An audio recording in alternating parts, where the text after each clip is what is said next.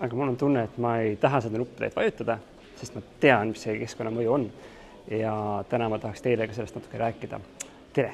Minu nimi on Madis Vasser, ma olen siin Tartu Ülikoolis Arvutiteaduse Instituudis teadur.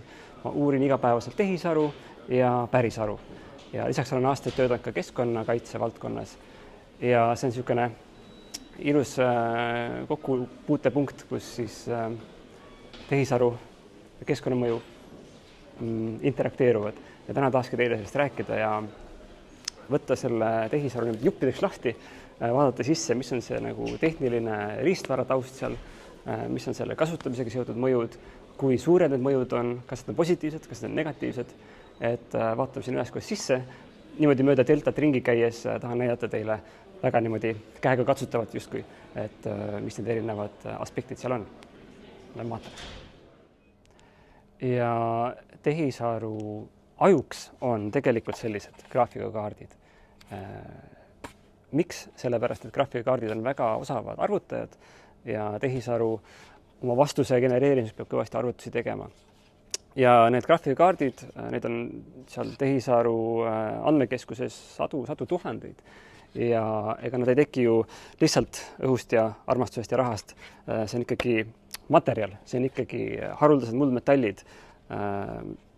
Ja haruldased muldmetalle tegelikult võib leida igalt poolt. Ka siit samast delta maa-alusest parklast, kui seda kaevati, tõenäoliselt kõike, mis oleks vajalik selle graafikakaardi tegemiseks, siit võis leida lihtsalt väga väikses koguses.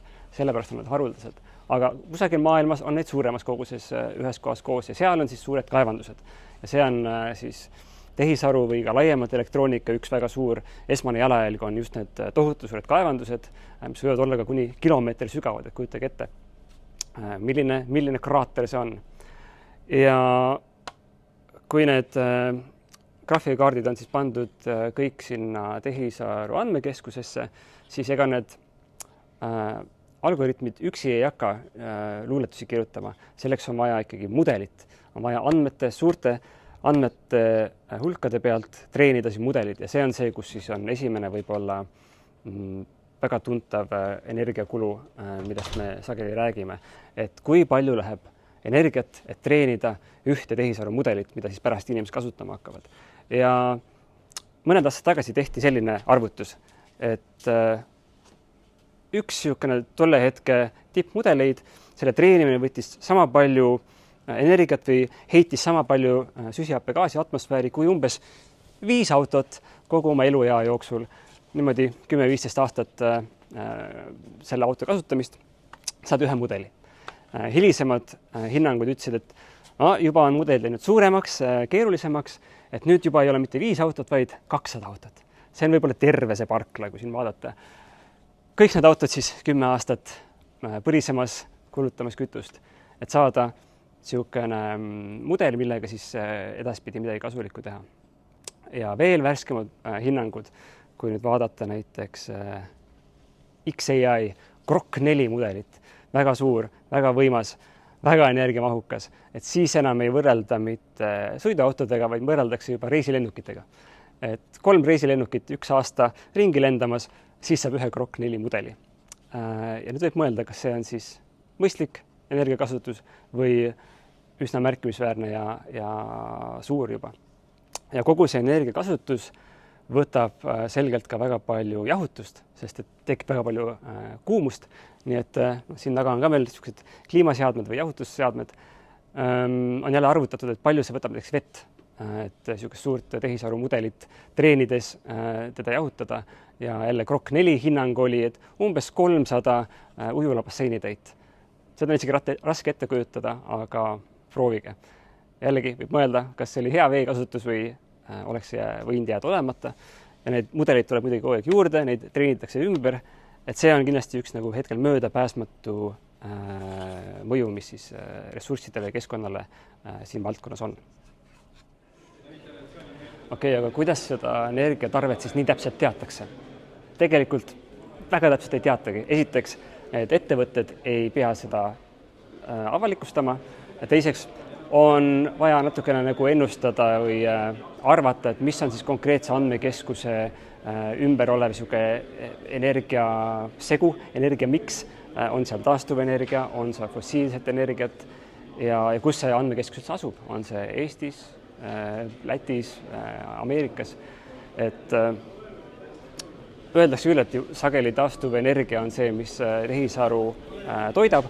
Me võime näha siit samast Delta keskuse pealt. Siin on üks graafik, et on Delta keskuse enda katusel olevatest päiksepaneelidest toodetud energia ja kõik, mis siis võrgust tuleb, mis on sageli võib-olla vähem keskkonnasäästlik. Ja me näeme, et siin suvekuudel juuli, august on päris hästi, talvel mitte nii hästi. Et seda peab alati meeles pidama, et kas taastuvenergia katab ikka kõik selle vajaduse ära ja kui ei kata, kus see ülejäänud energia tuleb. Ameerikas on sageli siis fossiilne gaas, Eestis see võib olla sageli põlevkivi, mis on muidugi palju keskkonnakahjulikumad. Et seda alati meeles pidada, et üks, mis on positiivne, mida öeldakse tehisaru puhul, on see, et see suur nõudlus tehisaru järele toodab suure nõudluse puhta energia järele, mis on tõenäoliselt tõsi, aga siiamaani nõudlus on palju suurem kui pakkumine. Nii et sageli ikkagi tehisaru andmekeskused lähevad selle hetkel veel räpasema energia kasutamise peale. Võib-olla tulevikus asi muutub. Aga me ei ole üldse veel rääkinud nende mudelite kasutamisest, mis siis see tavakasutaja teeb. Ja fakt on see, et iga kord, kui sa mõne päringu oma juturobotile saadad, kuskil tõmmatakse üks graafikakaart jälle kuskil serveripargis käima ja ressursid kuluvad. Aga kas see on rohkem näiteks kui mõni klassikaline Google'i otsing, et jälle hinnanguid on raske teha, sest täpselt ei teata, aga niisugune rusikareegel võiks olla, et umbes 10 korda tõhusam oleks teha tavaline Google'i otsing, kui siis see tehisaru poolt genereeritud unikaalne sulle mõeldud vastus. Ja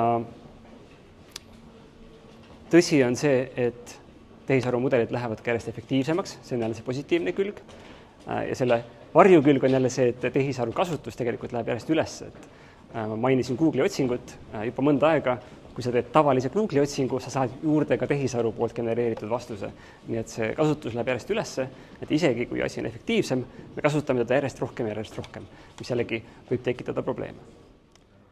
Ja muidugi on vahe ka selles, et mida siis selle tehisaru mudeliga täpselt teha, mida genereerida. On jälle tehtud arvutusi, et kui sa genereerid näiteks teksti, mis iganes teksti, võrreldes sellega, kui sa genereerid mingit pilti, siis olenevalt mudelist see ressursikasutuse vahe võib olla kuni 1000-kordne, üsna märgatav. Ja kui sa genereerid veel videot, mis on põhimõtteliselt mitukümmend pilti sekundis, siis võite mõelda, kui suur see ressursikasutus veel on. Ühesõnaga, alati tasub mõelda, kas äkki tekstist piisab, ei pea minema sinna keerulisematesse genereerimistesse. Nüüd terasem kuulaja võib hakata küsima, et kuidas see võimalik on, et justkui niivõrd ressursimahukas tehnoloogia on täiesti tasuta kättesaadav või väga pisikese kuutasu eest kättesaadav. Ja vastus on, et ega tegelikult väga ei olegi võimalik. Et täna me lihtsalt näeme, et kõik need suured ettevõtted, kes tehisaru mudeleid pakuvad, ei ole kasumlikud, põletavad aastas miljardeid dollareid ja kui kaua nad seda veel teha suudavad, ei tea. Lootus on neil see, et kuidagi see tehnoloogia muutub kasumlikuks ja teine lootus on see, et kuidagi see tehnoloogia siis ka hüvitab selle seni tehtud keskkonnakahju. Muidugi teoorias see on võimalik. Näiteks tehisaru abil me võime avastada tõhusamaid tehnoloogiaid, uusi läbimurdeid, me võime välja mõelda mingisuguse kavala nipi, kuidas kliimamuutused ära lahendada, aga alati need lahendused, need uuendused peavad ühel hetkel põrkuma ka inimestega, nende teerajajatega, kes lõpuks siis peavad tegema need otsused ja vastu võtma need ja nendega siis edasi minema. Ja see on asi, mida tehisaru ise teha ei saa. Et siin on vaja ikkagi inimesed ja nende tahe seda muutust ellu viia. Tehisaru saab siin võib-olla aidata, aga ainult tema kaela seda nagu probleemide rägastiku lahendamist jätta ei saa. Aga mida siis peaks tegema üks gümnaasiumi õpilane, et olla teadlikum tehisaru kasutaja? 3 soovitust. Esiteks, mõtle hoolikalt järele, kas üldse on sul vaja hetkel seda tehisaru mudelit kasutada. Sest keegi ei sunni, see on täiesti vabatahtlik, eks. Alati võib ka mitte kasutada, sest et kõige rohelisem energia on kasutamata jäetud energia. Teiseks, kui ikkagi peab kasutama, siis mõtle hoolikalt läbi, et kuidas sa seda oma küsimust esitad niimoodi, et sa saaksid ühe korraga võib-olla selle vastuse kätte. Et sa ei pea korduvalt ja korduvalt sama asja natuke teise sõnastusega küsima, et saada oma vastust kätte. Või kui sul on väga lihtne küsimus, siis küsigi väga lihtsalt. Proovi teha nii, et mudel ei hakkaks üle mõtlema, rohkem ressurssi kulutama, kui tegelikult see asi väärt on. Ja kolmandaks, ole aktiivne. Et kui sulle tundub, et tehisaru hakkab tõesti juba igasse eluvaldkonda sulle sisse trügima või sa näed, et keegi kasutab seda väga ebaotstarbekalt, siis ütle seda või too see välja. Et sa tõenäoliselt ei ole ainukene, kes nii arvab. Et üheskoos on võimalik neid asju ka muuta. Ja eelmise aasta lõpus Microsofti juht ütles, et tehisaru tootjad peavad näitama väga veenvalt ära, et kuidas see tehnoloogia on siis ühiskonnale kasulik, et õigustada seda suurt ressursikulu, mis praegu juba on läinud sinna mudelite treenimisse ja kasutamisse. Ja meie siis ühiskonnana oleme need, kes otsustavad, et kas see on mõistlik, ei ole mõistlik, kuidas saaks teha mõistlikuks, et siin on meil kõigil tähtis roll ja loodan, et te siis peate seda meeles ja olete siis edaspidi veel teadlikumad, kui te võib-olla juba olite. Aitäh!